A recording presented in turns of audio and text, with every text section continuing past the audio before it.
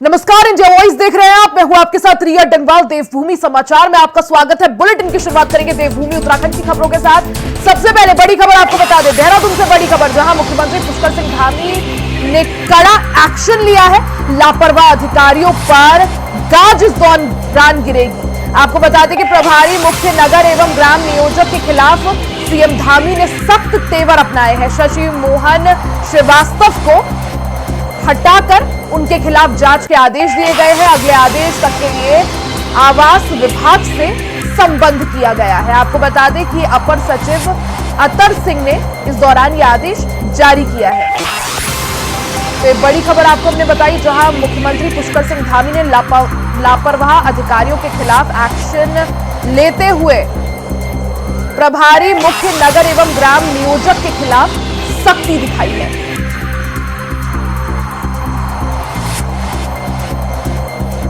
इस दौरान शशि मोहन श्रीवास्तव को हटाकर उनके खिलाफ जांच के आदेश यहां पर दिए गए हैं।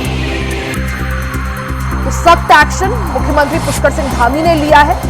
लगातार अधिकारियों पर नकेल यहां पर कसी जा रही है और सीएम पुष्कर सिंह धामी ने कड़ा एक्शन लेते हुए लापरवाह अधिकारियों के खिलाफ सख्त रुख अपनाया है। प्रभारी मुख्य नगर एवं ग्राम नियोजक के खिलाफ सख्ती बरती है। ज्यादा जानकारी के लिए सीधा रुख कर लेते हैं संवाददाता अभय कैंतुरा का। अभय, जिस तरह से मुख्यमंत्री पुष्कर सिंह धामी ने सख्त एक्शन लेते हुए लापरवाह अधिकारियों पर अब नकेल कसना शुरू कर दिया है, प्रभारी मुख्य नगर एवं ग्राम नियोजक को यहां पर उनके खिलाफ सख्ती दिखाते हुए उन्हें हटा दिया है, क्या कुछ जानकारी इसको लेकर? मुख्यमंत्री पुष्कर सिंह धामी पहले भी ये संदेश कई बार अपने शासन के अधिकारियों कर्मचारियों को यहाँ पर दे चुके हैं कि जो भी अपने कार्यों में लापरवाही बरतेगा और जनहित के कार्यों को सुगमतापूर्ण करने से ढुलमुल रवैया अपनाएगा तो उसके खिलाफ एक्शन करने का काम सरकार की तरफ से लिया जाएगा। और यही वजह रही कि कल रविवार को यानी छुट्टी के दिन होने के बावजूद भी मुख्यमंत्री की तरफ से ये कड़ा एक्शन यहाँ पर लिया गया, जिसमें मुख्य नगर अधिकारी शशि मोहन श्रीवास्तव को उनके सस्पेंड करने के साथ साथ उन्हें आवास विकास से अटैच करने का काम यहाँ पर कर दिया गया। अपर सचिव अतर सिंह चौहान की तरफ से बाकायदा आदेश यहाँ पर जारी कर दिए गए और ये कहा गया है कि अगर ये पहला एक्शन नहीं है, इसे दूसरे अधिकारी कर्मचारी भी इसे सख्त रूप में लेने का काम करें कि अगर वो अपने दायित्व और कर्तव्यों के निर्वहन में लापरवाही बरतते हैं तो फिर इस तरह का कड़ा एक्शन उनकी तरफ से यहाँ पर लिया जाएगा। मुख्यमंत्री पुष्कर सिंह धामी लगातार ये कह रहे हैं कि चुनावों के बाद ये कह सकते हैं कि राज्य में विकास की रफ्तार कैसे बढ़ानी है, जनता को कैसे विकास की योजनाओं का लाभ दिया जाना और उसके लिए लगातार अधिकारियों और कर्मचारियों को दिशा निर्देश देने का काम किया जा रहा है। लेकिन अगर कोई अधिकारी कर्मचारी उन आदेशों का पालन नहीं करता है, जनता के कार्यों में ढुलमुल रवैया अपनाता है, तो उसके खिलाफ सख्त कार्रवाई यहाँ पर की जाएगी। और आप ये समझ सकते हैं कि शशि मोहन श्रीवास्तव के खिलाफ भी लगातार शिकायतें यहाँ पर मिल रही थी और उनकी इसी शिकायतों पर अब उनके खिलाफ एक कड़ी कार्रवाई करने का काम यहाँ पर किया गया। तो एक संदेश देने का काम मुख्यमंत्री पुष्कर सिंह धामी की तरफ से किया गया और कहा गया कि आने वाले दिनों में भी अगर कोई भी अधिकारी कर्मचारी इस प्रकार की लापरवाही बरतता है तो फिर उनके खिलाफ कड़ा एक्शन यहाँ पर लिया जाएगा। अभी ऐसे पे एक कार्रवाई मात्र से एक ना समझा जाए, क्योंकि जिस प्रकार से सरकार के ऊपर विकास की योजनाओं को त्वरित गति से आगे बढ़ाने का दबाव है, सरकार लगातार उन योजनाओं को धरातल पर उतारने की कोशिश कर रही है जिससे राज्य में विकास की रफ्तार बढ़ सकती है और जनता को विकास की योजनाओं का लाभ मिल सकता है। जिस तरह से संकल्प धामी सरकार ने लिया था कि 2025 जब साल आएगा, जब उत्तराखंड अपने 25 वर्ष पूरे कर लेगा, तब तक उत्तराखंड को देश का जो है अग्रणी राज्य बनाना है। ऐसे में इसी कड़ी में लगातार एक्शन मोड में नजर आ रहे हैं मुख्यमंत्री पुष्कर सिंह धामी। और खास बात यह अब है कि रविवार को छुट्टी वाले दिन भी सचिवालय खुलवाकर ये कार्रवाई उन्होंने की। देखिए, इसे इस रूप में समझ सकते हैं कि जनता के काम और विकास की योजनाओं को धरातल उतारने के लिए सरकार दृढ़ संकल्पबद्ध है। और सरकार का जो संकल्प है कि सिद्धि तक पहुंचाना है, तो उसके लिए जरूरी है कि उत्तराखंड राज्य में हर कर्मचारी और अधिकारियों का सहयोग सरकार को यहाँ पर मिल सके। जो कर्तव्य दायित्व तो उनके हैं, उनका निर्वहन 100% यहाँ पर हो सके। मुख्यमंत्री पुष्कर सिंह धामी जब स्वयं जनता के कार्य यहाँ पर करते हैं तो फिर ऐसे में अधिकारियों कर्मचारियों को भी यहाँ पर कार्य करने की आवश्यकता है ताकि राज्य उत्तराखंड राज्य विकास के पथ पर आगे बढ़ सके। और जो संकल्प सरकार ने लिया है कि 2025 तक उत्तराखंड राज्य को शेष राज्यों की श्रेणी में शुमार करना है, तो फिर उस संकल्प के लिए जरूरी है कि हर आदमी अपने जो एफर्ट्स है उन एफर्ट्स को बेहतर तरीके से इस्तेमाल करें और ज़्यादा से ज़्यादा जो जनहित की योजनाएं उन योजनाओं को धरातल पर उतारने के लिए करें। लेकिन अगर कोई भी अधिकारी कर्मचारी ये कह सकते हैं कि लापरवाही बरतेगा तो फिर इसी तरीके के उनके खिलाफ सख्त एक्शन लेने का काम सरकार शासन की तरफ से यहाँ पर लिया जाएगा। मुख्यमंत्री की तरफ से जो संदेश दिए गए, सख्त निर्देश दिए गए, उसी के अनुपालन में ये कार्रवाई यहाँ पर की गई है और अपर सचिव की तरफ से जो आदेश जारी किया गया उसमें साफ तौर पर उनके खिलाफ एक कार्रवाई यहाँ पर की गई है।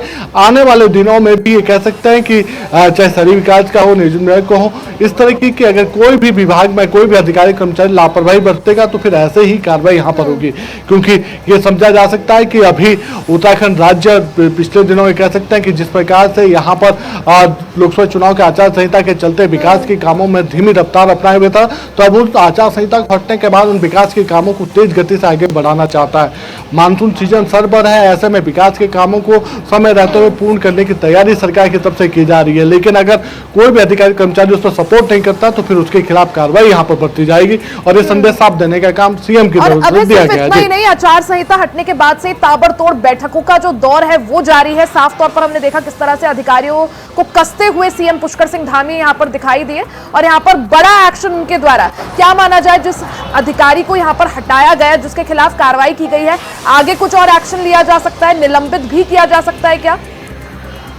बिल्कुल, अभी तो ये कह सकते हैं कि इस पूरे प्रकरण की जांच यहाँ पर होगी। उस जांच में जो दोषी होगा उस दोषी के खिलाफ सख्त कार्रवाई यहाँ पर की जाएगी। और अभी ये कह सकते हैं कि इसे प्रथम दृष्टया जो शिकायतें यहाँ पर मिली थी, उन शिकायतों की जो जांच विभागीय स्तर पर की गई थी वो यहाँ पर सही पाई गई और इसीलिए उनको हटाने का काम, उनके खिलाफ कार्रवाई करने का काम यहाँ पर किया गया।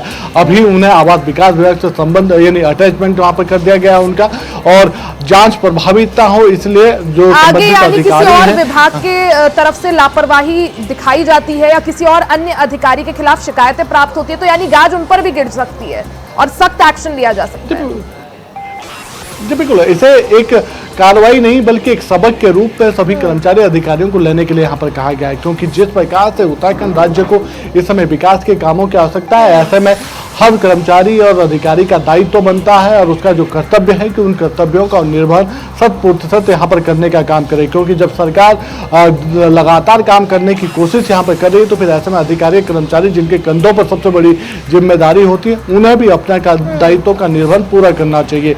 लेकिन अगर कोई जनहित की समस्याएं और या परियोजनाओं में लापरवाही बरतता है तो फिर इस प्रकार की कार्रवाई होना लाजमी है। पूर्व में भी मुख्यमंत्री पुष्कर सिंह धामी ने कई प्रकार से अपने कार्रवाइयों के माध्यम से संदेश देने का काम यहाँ पर किया था कि जो भी लापरवाही बरतेगा, जो ढुलमुल रवैया अपनाएगा उसके खिलाफ कार्रवाई यहाँ पर की जाएगी। तो ये समझा जा सकता है कि किसी भी स्थानीय निवासी को किसी भी तरह की दिक्कत ना हो, लोग अगर अधिकारियों के पास अपनी शिकायत लेकर आ रहे हैं तो उनकी शिकायतें हल हो और समयबद्ध तरीके से हल हो। इसको देखते हुए मुख्यमंत्री पुष्कर सिंह धामी संकल्पबद्ध दिखाई दे रहे हैं और लगातार बैठकें जारी है, अधिकारियों को कसने का काम यहाँ पर जारी है। अभी आप बने रहिएगा, आगे भी आपसे जानकारी हासिल करेंगे।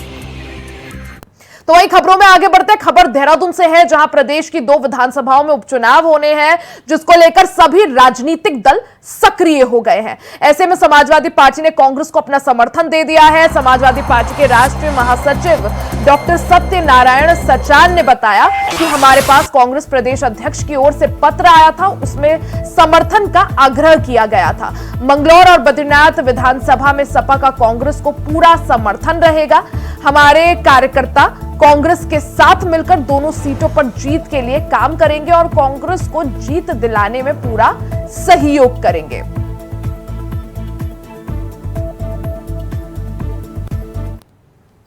देखिए, हमने कमेटी बनाई हुई है, वहां के जो जिला हरिद्वार के और जितने भी हमारे इम्पोर्टेंट लोग हैं उन सबको जिम्मेदारी दी गई है कि मंगलौर में जाकर के काम करें। और इस संबंध में प्रदेश अध्यक्ष कांग्रेस के उनका पत्र आया था और उन्होंने रिक्वेस्ट किया था कि क्योंकि एक बार हमने अपना कैंडिडेट वहां बागेश्वर में खड़ा कर दिया था, परिणाम ये हुआ था कि उसमें कांग्रेस लूज कर गई थी। इस बार हम लोग वो भी सतर्क हैं, हम भी सतर्क हैं कि किसी भी तरीके से हम हर हालत में बीजेपी को इन दोनों सीटों में नहीं जीतने देंगे। समाजवादी पार्टी भी इंडिया गठबंधन का हिस्सा है और इंडिया गठबंधन और सिविल सोसाइटी ने मिलकर के जो है लोकसभा चुनाव में भाजपा को बहुमत से दूर रोक दिया है और निश्चित तौर से हम सब इसको लेकर के उत्साहित हैं और मंगलौर और बदनापुर विधानसभा के उपचुनाव को लेकर के भी गठबंधन के सहयोगी दलों से जो है पार्टी ने सहयोग मांगा है। आदरणीय प्रदेश अध्यक्ष करण महाराज जी ने सभी पार्टियों को पत्र लिख करके जो है सहयोग की अपील की थी और अगर समाजवादी पार्टी के राष्ट्रीय सचिव सचान जी ने प्रेस करके समर्थन की घोषणा की है तो हम इसका स्वागत करेंगे। अन्य पार्टी के नेताओं ने भी जो है इस प्रकार की घोषणाएं की हैं और कल कांग्रेस मुख्यालय देहरादून में दोपहर 2:30 बजे इंडिया गठबंधन और सिविल सोसाइटी के नेताओं की बैठक भी प्रदेश अध्यक्ष करण महाराज जी ने बुलाई है। तो लोकसभा चुनाव के बाद अब सभी की निगाहें उपचुनाव पर है। ऐसे में उत्तराखंड की बात करें तो 2 विधानसभा सीटों पर उपचुनाव होना है, जिसमें बद्रीनाथ और मंगलौर शामिल है। आपको बता दें कि 2022 विधानसभा चुनाव में भारतीय जनता पार्टी दोनों ही सीटों पर हार गई थी। ऐसे में सभी की निगाहें बद्रीनाथ और मंगलौर सीट पर। अब यहां पर बीजेपी की मुश्किलें बढ़ाते हुए कांग्रेस और समाजवादी पार्टी साथ आ गए हैं। समाजवादी पार्टी की तरफ से साफ तौर पर कह दिया गया है कि मंगलौर और बद्रीनाथ में जो उपचुनाव होना है उस पर समाजवादी पार्टी अपना पूरा समर्थन कांग्रेस को दे रही है। तो यहां पर जिस तरह से उत्तर प्रदेश में भी सपा और कांग्रेस की जोड़ी ने कमाल करके दिखाया था, अब सभी की निगाह है कि आखिर उत्तराखंड में भी ये जोड़ी क्या कुछ कमाल करके दिखा पाती है, क्योंकि समाजवादी पार्टी ने अपना समर्थन यहां पर कांग्रेस को दे दिया है। सीधा रुख कर लेते हैं संवाददाता अभय कैंतुरा का। अभय, लोकसभा चुनाव के बाद अब सभी की निगाहें उपचुनाव पर, और जब उत्तराखंड की बात करें तो बद्रीनाथ और मंगलौर जिन दोनों सीटों पर उपचुनाव होना है, 2022 विधानसभा चुनाव में बीजेपी को दोनों से हार का सामना करने को मिला था। ऐसे में अब जिस तरह से समाजवादी पार्टी ने कांग्रेस को अपना समर्थन दे दिया, कितनी मुश्किलें यहां पर बीजेपी के लिए बढ़ते हुए?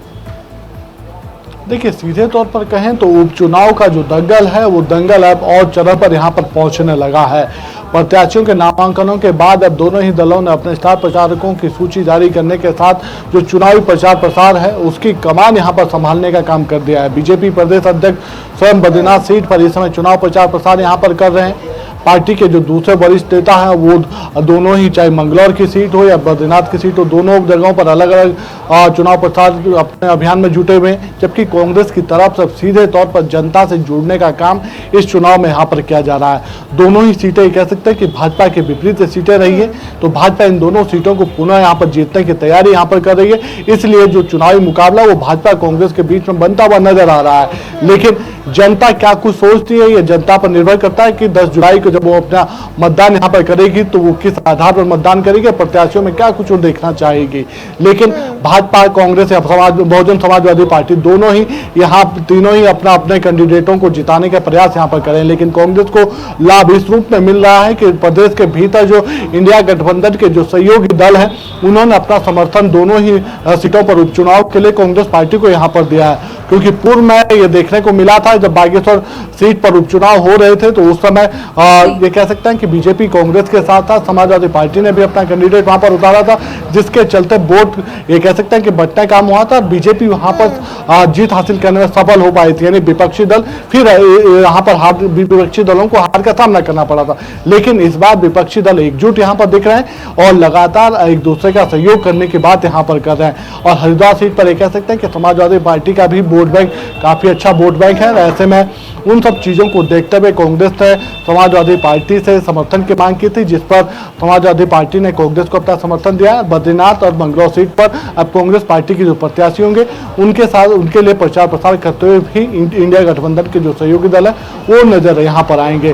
तो कह सकते हैं कि उपचुनाव के लिए जो सियासी जो रण है वो अब और दिलचस्प यहाँ पर होने लगा है, क्योंकि बीजेपी जो है सच चुका है और प्रत्याशियों के नामों का ऐलान हो गया। हालांकि अब जिस तरह से बद्रीनाथ और मंगलौर सीट पर सभी की निगाहें कि आखिर किस तरह से क्या समीकरण बनते हैं, क्या समीकरण बिगड़ते हैं, और खासकर तब जब समाजवादी पार्टी कांग्रेस को समर्थन दे चुकी है। यूपी में जिस तरह से कमाल देखने को मिला समाजवादी पार्टी और कांग्रेस का साथ मिलकर, वो उत्तर प्रदेश में वो कितना कमाल करके दिखा पाते हैं, उस पर उत्तराखंड में कितना कमाल करके दिखा पाते हैं, उस पर सभी की निगाहें। अबे बहुत बहुत शुक्रिया जानकारी के लिए।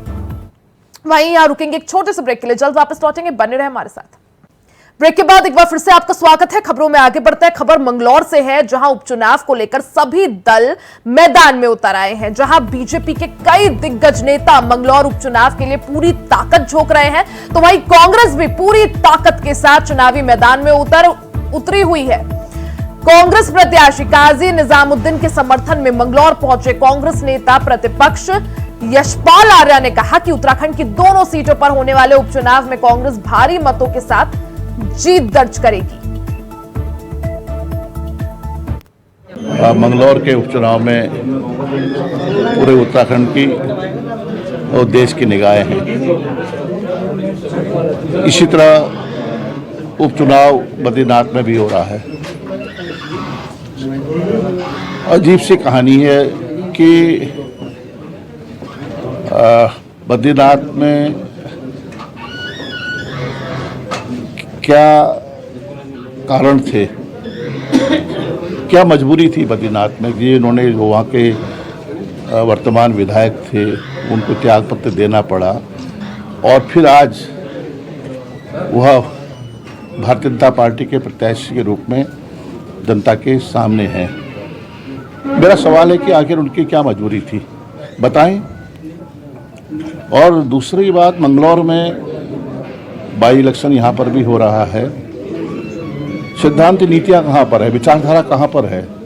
आप देखिए कि भारतीय जनता पार्टी के ने यहाँ से किन्हें उम्मीदवार बनाया है, कौन है प्रत्याशी? सवाल ये है। खबर देहरादून से है, जहां प्रदेश की विधानसभा सीट पर होने वाले उपचुनाव को लेकर दोनों पार्टियों ने अपनी अपनी कमर कस ली है। वहीं लगातार चुनाव की तैयारी के साथ साथ आरोप प्रत्यारोप का दौर भी शुरू हो गया है। कांग्रेस प्रदेश अध्यक्ष करण मेहरा ने बीजेपी की शासन करने की नीति पर प्रहार करते हुए कहा कि शासन चलाना तो कांग्रेस को ही आता है। आगे प्रदेश अध्यक्ष ने कहा कि बीजेपी में 100 से ज्यादा सांसद कांग्रेस पृष्ठभूमि के हैं और मंत्रिमंडल में भी आधे से ज्यादा मंत्री कांग्रेस पृष्ठभूमि से ही हैं। मैं तो बीजेपी की हालत खराब है। मैंने कहा ना, 100 से ज़्यादा सांसद कांग्रेस पृष्ठभूमि के हैं, मंत्रिमंडल में आधे से ज़्यादा मंत्री कांग्रेस पृष्ठभूमि के हैं, लेकिन उसके अलावा भी शासन करना तो कांग्रेस को ही आता है। इसलिए मंत्रियों के लिए कांग्रेस से लोगों को ले जाया जाता है। बीजेपी की हालत खराब है। और इस समय भी देख लीजिए, अगर आप उत्तराखंड की बात करें, 2 अधिकारी चला रहे हैं, पूरा तंत्र जो है 2 अधिकारियों के ऊपर है, विनय विनय विनय विनय, और दूसरे वाले जो है वो दूसरे वाले हैं ही हैं। तो इस समय स्थितियाँ जो है बड़ी बिगड़ चल रही है। सुंदरम सुंदरम। वहीं डोईवाला में बारिश के साथ हुई दिन की शुरुआत। आज से लगातार बारिश होने वाली है। मौसम विभाग ने इसकी संभावना जताई है। धान की रोपाई के लिए बारिश इस दौरान वरदान बनी है। मॉनसून आते ही पेयजल किल्लत भी दूर होगी, किसानों को भी इसका फायदा होगा। नदियों को लेकर आपदा प्रबंधन टीम सतर्क हो गई है।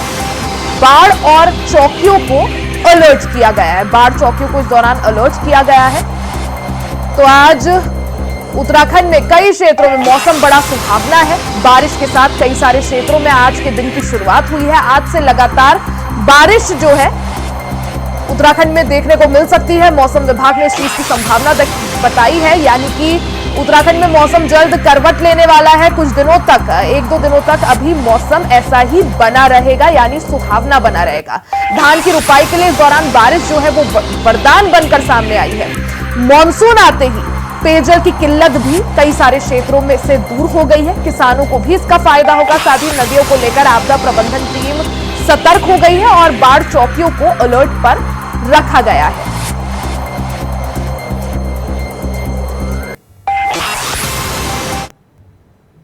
खबर लक्सर से है, जहां यूपी सरकार में कैबिनेट मंत्री जसवंत सैनी लक्सर पहुंचे, जहां उन्होंने आयोजित कार्यक्रम में मुख्य अतिथि के रूप में शिरकत की। इस दौरान जसवंत सैनी ने दावा किया कि उत्तर प्रदेश में मुख्यमंत्री योगी आदित्यनाथ के नेतृत्व में 5 सालों में अभूतपूर्व विकास कार्य हुए हैं। कानून व्यवस्था से लेकर बिजली, पानी, सड़क समेत कई मूलभूत सुविधाओं में सुधार आया है। लोकसभा चुनाव में बीजेपी को कम सीटें मिलने पर जसवंत सैनी ने कहा कि चुनाव में उतार चढ़ाव आते रहते हैं। बीजेपी का प्रयास रहेगा कि आने वाले चुनाव में बेहतर प्रदर्शन किया जाए। इसके साथ ही उन्होंने आर्य वीरांगना दल द्वारा आयोजित कार्यक्रम की सराहना की और इस कार्यक्रम में भाग लेने वाले बच्चों का उत्साह बढ़ाया। से अच्छी कानून व्यवस्था है। उत्तर प्रदेश में सबसे अच्छी सड़कें हैं। बिजली 24 घंटे बिजली की उपलब्धता है। तो उत्तर प्रदेश ये 5 वर्ष में पूज्य योगी आदित्यनाथ जी महाराज के नेतृत्व में उत्तम प्रदेश बना है और सर्वोत्तम प्रदेश बनने की दिशा में अग्रसर है। वहीं राजधानी देहरादून में एसएसपी अजय सिंह ने अधीनस्थ अधिकारियों के साथ देर रात 2 बजे बैठक की। इस दौरान एसएसपी अजय सिंह ने अधिकारियों को कई सख्त निर्देश दिए। एसएसपी ने धोखाधड़ी में लिप्त अभियुक्तों की अवैध संपत्ति के चिन्हीकरण और जब्तीकरण की कार्रवाई करने के सख्त निर्देश दिए हैं। साथ ही लंबित शिकायतों की समीक्षा करने को भी कहा है। सीएम पोर्टल और सिटीजन पोर्टल से मिली शिकायतों को भी समय पर हल करने के अधिकारियों को दिशा निर्देश दिए और सभी थाना प्रभारियों के अपने अपने थाना क्षेत्रों में रहने वाले बाहरी लोगों के सत्यापन कराने के भी निर्देश यहां पर दिए।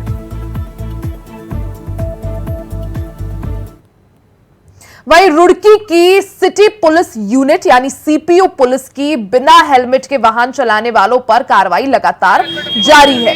सीपीयू पुलिस ट्रैफिक नियमों को लेकर काफी सख्त नजर आ रही है। 2 पहिया वाहन चलाने वालों के साथ साथ पीछे बैठने वाले को भी बिना हेलमेट के देख चालान काटे जा रहे हैं। इस दौरान सीपीयू इंचार्ज मुकेश कुमार ने बताया कि 18 साल से कम के बच्चों द्वारा वाहन चलाने को लेकर भी सख्त कार्रवाई की जा रही है, जिसके तहत ऐसे बच्चों पर 25,000 रुपए तक का जुर्माना चालान काटा जा रहा है। साथ ही उनके अभिभावकों को भी 3 महीने की सजा का प्रावधान है।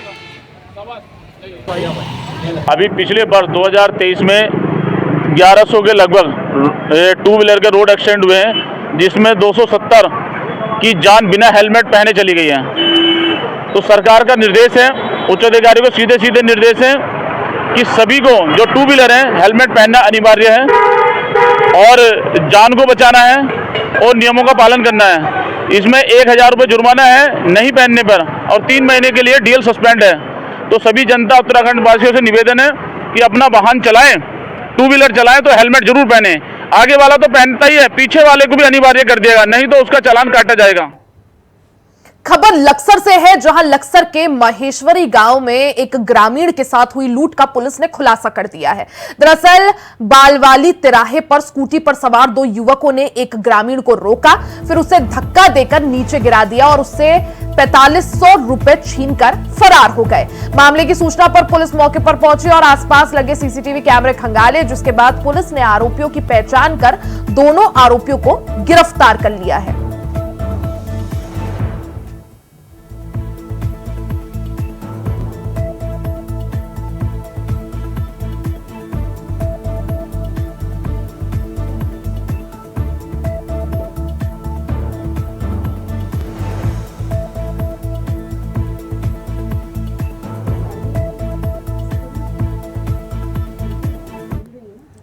राजधानी देहरादून के पास झाझरा में एक व्यक्ति की सुबह दहशत के साथ हुई है।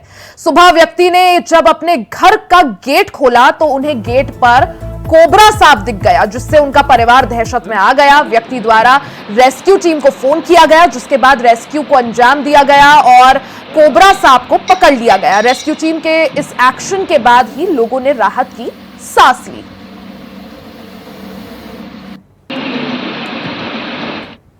इसी के साथ देवभूमि उत्तराखंड की खबरों में फिलहाल के लिए सिर्फ इतना ही। खबरों का सिलसिला जारी रहेगा, बने रहे हमारे साथ।